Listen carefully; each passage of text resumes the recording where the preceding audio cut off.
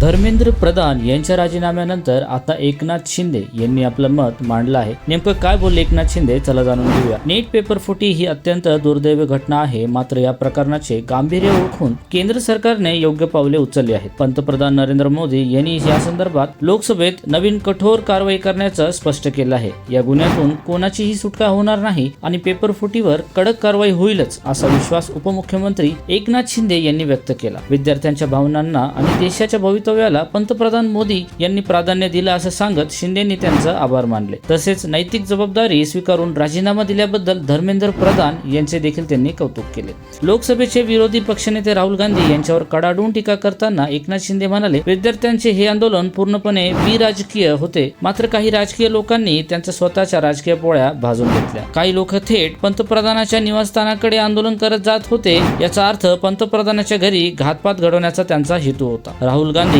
इतरांना इकडे या म्हणून चेतावणी देत होते। आंदोलन जंतर मंतरवर सुरू असताना पंतप्रधानाच्या निवासस्थानी का बोलवले जात होते? देशात अराजकता पसरवण्याचा हाच विरोधी पक्षनेत्याचा मुख्य हेतू होता आणि मी या प्रकारचा तीव्र निषेध करतो। उद्धव ठाकरे यांच्या थेट नाव न घेता टोला लावताना उपमुख्यमंत्री